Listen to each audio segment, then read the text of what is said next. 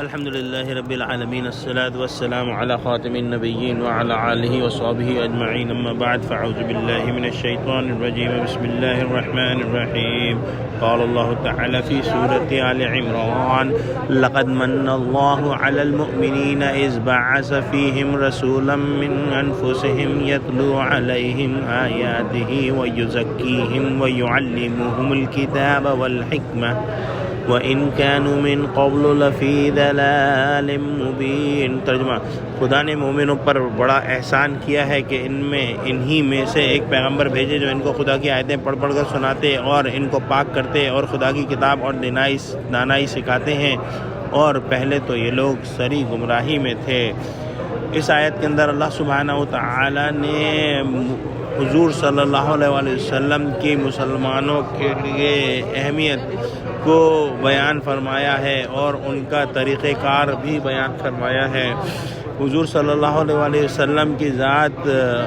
جو ہے وہ اہل عرب کے لیے اور بالعموم تمام انسانیت کے لیے ایک جو ہے اللہ کا بہت بڑا احسان ہے۔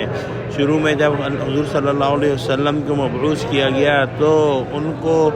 اپنے ہی لوگوں کے اندر پیغام جو ہے اللہ کا پہنچانا تھا، اس وجہ سے وہ انہی میں سے جو ہے وہ آئے تاکہ وہاں پہ لوگ ان کو دیکھ کر کچھ اجنبیت کا احساس نہ کریں اور ان کو ان کی بات انہی کی زبان میں سمجھانا آسان ہو۔ لیکن اللہ سبحانہ وتعالی نے حضور صلی اللہ علیہ وسلم کو جو پیغام دیا ہے وہ تمام انسانیت کے لیے ہے،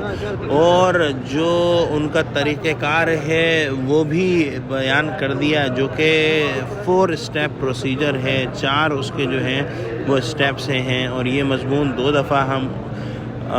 آلریڈی پڑھ چکے ہیں سورہ بقرہ کے اندر۔ اللہ کے رسول نے ہم کو اللہ کی آیتیں پڑھ کر سنائیں۔ اللہ کی آیتیں پڑھ کر سنانے سے دلوں کی صفائی ہوئی، دلوں کا تزکیہ ہوا، اور جب دل صاف ہوئے اور اللہ کی طرف رجوع ہوئے تو پھر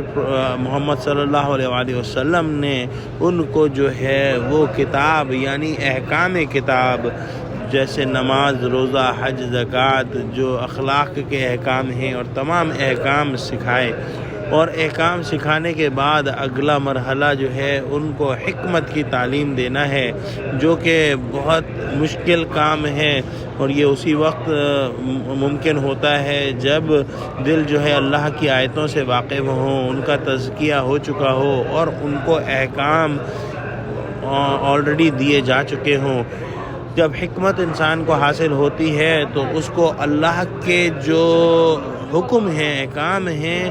ان کو سمجھنے میں جو ہے وہ آسانی ہوتی ہے کہ یہ ایسا حکم کیوں دیا گیا ہے، اور اس کو احساس ہوتا ہے کہ 100% یہ حکم ہی ہونا چاہیے تھا اور اس کے علاوہ اور کوئی حکم نہیں ہونا چاہیے تھا۔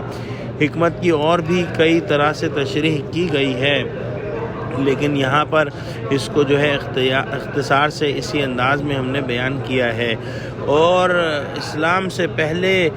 اہل عرب اور عمومی طور پر تمام دنیا صریح گمراہی اور گھنے اندھیروں کے اندر تھی، اور حضور صلی اللہ علیہ وسلم نے ان کو جو ہے وہ ان اندھیروں سے نکالا۔ دعا کرتے ہیں کہ اللہ سبحانہ وتعالی ہم کو قرآن کا فہم عطا فرمائے، ہم کو قرآن پڑھنے کی توفیق دے، اس سے ہمیں تزکیہ ہمارا جو ہے وہ اللہ سبحانہ وتعالی آسان فرمائے، اور ہم کو اللہ کے احکام سمجھنے اور پھر ہم کو ان احکام کی مصلحت سمجھنے یعنی حکمت کی جو ہے وہ تعلیم اللہ سبحانہ وتعالی دے۔ آمین۔ وآخر دعوانا الحمد للہ رب العالمین۔ السلام علیکم ورحمۃ اللہ وبرکاتہ۔